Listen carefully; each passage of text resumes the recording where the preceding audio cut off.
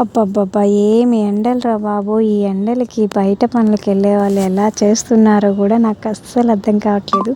అంత ఎండలున్నాయి అసలు. నిజంగానే కూలి పనికెళ్ళేవాళ్ళు చాలా గ్రేటు. ఈ ఎండల్లో ఎంత కష్టపడుతున్నారో అసలు.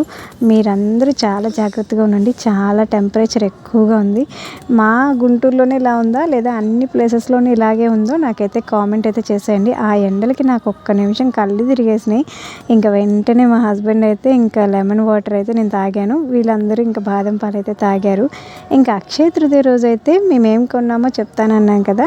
ఇంకా హనీకైతే పట్టీలు తీసుకున్నాం. చాలా హ్యాపీగా ఫీల్ అయింది. అసలు హనీ ఆనందానికి హద్దులు లేవు. అంత హ్యాపీగా ఫీల్ అవుతుంది. మన పిల్లలకి మనం ఏదో పెద్ద పెద్ద ఆస్తులు, అంతస్తులు ఇవ్వక్కర్లే. వాళ్ళకి ఏ టైంలో ఏం కావాలో దాన్ని ఇస్తే చాలా హ్యాపీగా ఫీల్ అవుతారు. హనీ మమ్మల్ని ఎప్పటినుంచో అడుగుతుంది నాకు పట్టీలు కావాలి అంటే తను తెగిపోయే స్టేజ్‌కి వచ్చాయని తీసేసాను. అప్పటినుంచి అడుగుతుంది నాకు పట్టీలు కావాలి డాడీ అని చెప్పి. ఇంక సరేలే అని చెప్పి ఆ టైంలో ఇప్పుడైతే కొన్నాము. చాలా హ్యాపీగా ఫీల్ అయింది. వాళ్ళ డాడీ పెడుతుంటే అసలు నా పట్టీలు అని చెప్పి మా వీధి మొత్తం చూపించింది.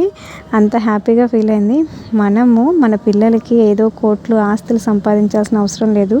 మనకి రాసి పెట్టుంటే ఎలా అయినా వచ్చిద్ది. ఒకళ్ళు మన మీద బురద జల్లాలి అనుకున్నా ఆ బురద మనకు అంటాలా లేదా అనేది భగవంతుడు చూసుకుంటాడు. సో మనము వేరే వాళ్ళ కోసం కక్కుర్తి పడక్కర్లేదు. మనది మనకి మిగిలితే చాలు అన్న మైండ్ సెట్ ఉందనుకోండి మనమే బాగుపడతాము. ఎక్కువగా గొప్పలకి పోయి వాళ్ళు ఏదో చేస్తున్నారని మనం చేయాల్సినంత అవసరం అయితే లేదు. మేము మాకున్న దాంట్లో చాలా తృప్తిగా హ్యాపీగా ఉన్నాము. మాలాగే అందరూ ఉండాలని ఏం లేదు. అందరికీ కొంతమందికి ఏడుపులు ఏంటంటే ఇంకా బాగుపడిపోతున్నారేంటా అని చెప్పి. కానీ మాకు తెలుసు మేము ఎంత స్ట్రగుల్స్ ఉన్నామో ఎన్ని ఉన్నాయి అనేది. సో చూడని కళ్ళకి మాట్లాడడం చాలా తేలిక. ఏమంటారు?